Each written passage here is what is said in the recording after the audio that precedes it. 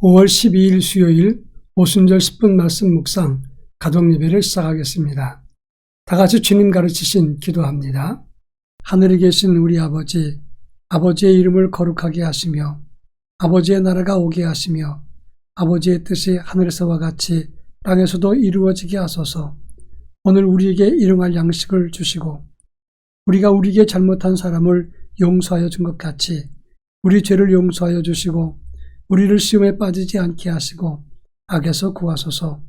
나라와 권능과 영광이 영원히 아버지의 것입니다. 아멘. 찬송가 464장 믿음의 새 빛을 찬송가 464장을 부릅니다.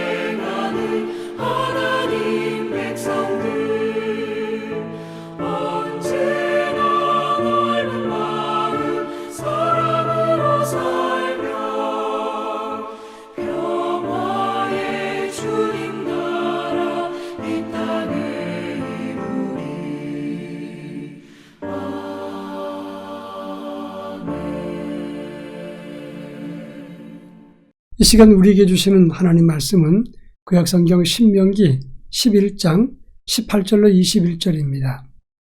구약성경 신명기 11장 18절로 21절 말씀을 한 절씩 교독합니다.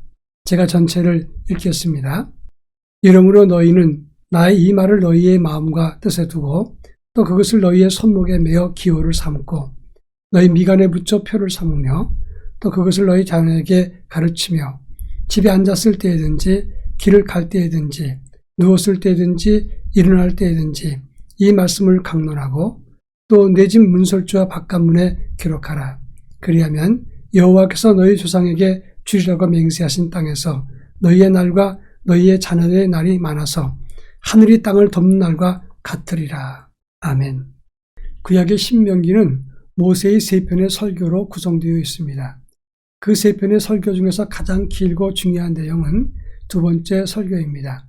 신명기 4장 44절부터 26장 19절의 말씀의 내용인데 그 내용은 오경의 요약이라고 말할 수 있습니다. 하나님 말씀을 순종하고 따르라. 그럴 때 이 청중의 삶을 통해서 하나님의 복을 누리리라. 이것을 강조한 것이 두 번째 설교의 핵심 내용입니다.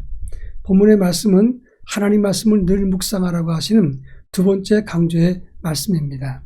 첫 번째 강조는 신명기 6장에서 하나님 말씀을 항상 너희 마음에 두라. 그리고 그 말씀을 따라 순종하며 살라. 이렇게 쇠마의 말씀을 강조했다고 하는 것입니다. 쇠마라고 하는 말은 스마라고 하는 동사에서 나온 것입니다. 스마라고 하는 것은 돌아오라, 들으라, 회개하라, 순종하라. 다 같은 단어입니다. 이 스마에서 쇠마라고 하는 그런 단어가 나왔는데 하나님 말씀을 들으라 이렇게 시작해서 하나님 말씀을 듣고 따르라고 하는 하나님의 명령이 신명기 6장에서 첫 번째 기록된 것입니다. 이 쇠마의 말씀을 다시 신명기 11장에서 반복하면서 강조했는데 이것이 오늘 우리가 읽은 본문의 내용인 것입니다. 하나님 말씀을 듣고 순종하면 생명의 길 그리고 사는 길이 있고 불순종은 죽음과 저주의 길이다. 이렇게 강조하고 있습니다. 이 본문의 말씀을 통해서 성령의 사람은 어떻게 하나님 말씀을 받아야 되는가, 이 문제를 함께 살펴보도록 하겠습니다. 먼저 18절에서는 하나님 말씀을 마음에 두고 손목에 메어 기호를 삼고 미간에 붙여 표를 삼으라, 이렇게 말씀했다고 하는 것입니다. 이것은 항상 하나님 말씀을 마음에 두고 눈에 보이는 자리에 붙여놓고 그것을 바라보라, 이렇게 강조한 것입니다. 실제로 유대인들은 이 말씀의 교훈을 문자적으로 적용해서 경문, 피렉토리라고 하는 것을 만들어서 사용했습니다. 마치 상냥각보다 조금 더 큰 나무 상자를 만들고 거의 가죽으로 만들었습니다. 가죽을 씌운 다음에 가죽끈을 메어서 손목에 차거나 머리에 붙이거나 다니면서 그 안에 기록된 하나님 말씀을 꺼내서 읽기도 했다고 하는 것입니다. 그냥 상징이나 의미로만 받아들인 것이 아니라 실천적으로 하나님 말씀을 가지고 다니면서 이것을 늘 묵상하는, 말씀에 사모하는 삶을 가졌다고 하는 것입니다. 만약에 여러분들에게 이 피렉토리처럼 말씀의 상자를 머리에 붙이고 또 손목에 매며 다닌다면 얼마나 부담스럽겠습니까? 그러나 유대인들은 그것을 하나님 말씀을 받는 것처럼 생각하고 늘 피렉토리를 몸에서 떠나지 않게 했다고 하는 것입니다. 오늘 우리도 비슷한 상황을 가질 수 있습니다. 우리 핸드폰에 말씀과 찬송이 들어가 있는 경우가 상당히 많이 있습니다. 말씀과 찬송을 수시로 성경을 보든지 혹은 10분 말씀 묵상 같은 그런 퀴즈 자료를 사용해서 얼마든지 말씀과 동행할 수 있는 것입니다. 그 당시 유대인들이 하나님 말씀을 사모하고 그 말씀을 항상 몸에 가지고 있었던 것처럼 우리들도 하나님 말씀을 가슴에 품고 사는 삶을 가지는 것, 이것이 성령의 사람의 모습입니다. 그런가 하면 19절부터 29절의 말씀에서는 하나님 말씀을 언제 묵상하고 살피는가를 다루고 있습니다. 19절에 보면 집에 앉았을 때든지 길을 갈 때든지 누웠을 때든지 일어날 때든지 나갈 때나 들어올 때든지 집 문설주와 바깥문에 말씀을 기록해라, 이렇게 말했습니다. 이 말은 하나님 말씀을 언제든지 항상 마음에 새기고 묵상하라, 이것을 말하는 것입니다. 제가 오래전에 어떤 가정에 신방을 했는데 화장실에 이 변기 앞에 벽에 성구 달력, 하루에 한 장씩 넘기게 되어 있는 성구 달력이 있었습니다. 화장실 그 잠깐의 시간에서도 앉아서 하나님 말씀을 읽어보도록 했다 하는 것입니다. 저는 상당히 마음의 도전을 받았습니다. 그 짧은 시간에도 말씀을 묵상한다면 유익이 되겠구나 생각을 했습니다. 그렇습니다. 유대인들은 피렉토리를 손과 이마에 붙이고 다니면서 또 문설주에는 메주자를 달아서, 이 메주자는 우편함 같은 것인데 그 안에 말씀을 써놓고 들어가며 나오면서 그 말씀을 읽고 묵상했던 것입니다. 그러니까 하나님 말씀을 항상 우리의 마음속에서 떠나지 않도록, 우리의 입에서 떠나지 않도록 하라고 권고했다고 하는 것입니다. 여러분에게 한 가지 질문해 보겠습니다. 사랑하는 사람은 언제 만납니까? 여러분, 사랑이 깊어지면 언제 생각이 납니까? 항상 생각이 납니다. 하나님과 우리와의 관계도 마찬가지가 아니겠습니까?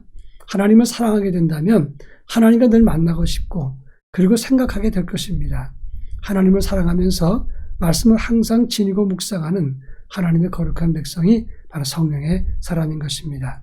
자, 그렇다면 그렇게 하나님 말씀을 항상 사모하고 묵상하고 사랑할 때 그 결과 하나님이 주시는 복과 은혜가 무엇인가 하는 것입니다. 21절에 보면 약속하신 땅에서 너희와 너희 자녀의 날이 많을 것이다 그랬습니다.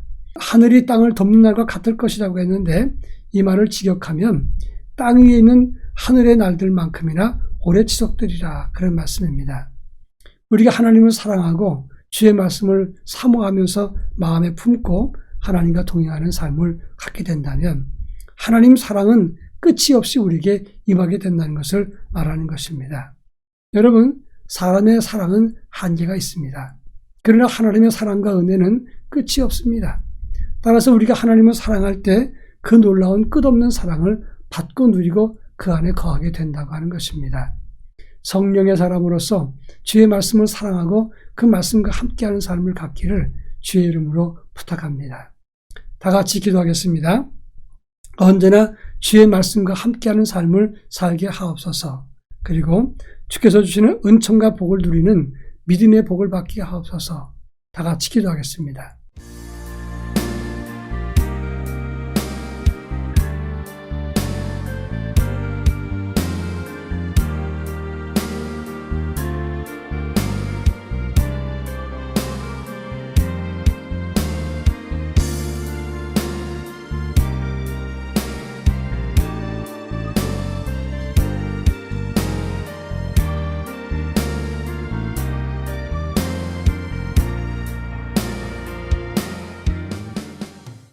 자비로우신 아버지 하나님 감사합니다.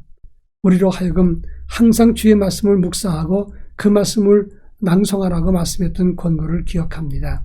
이 시간 하나님 사랑하면서 그 말씀을 늘 항상 품고 사는 하나님의 거룩한 자녀 성령의 사람이 되게 하옵소서. 또한 약속의 말씀을 늘 하나님의 말씀을 통해서 받아서 주께서 주시는 복을 누리는 풍성한 삶을 가질 수 있도록 저희의 인생길에 하나님의 풍성함을 허락해 주옵소서. 예수님의 이름으로 기도합니다. 아멘.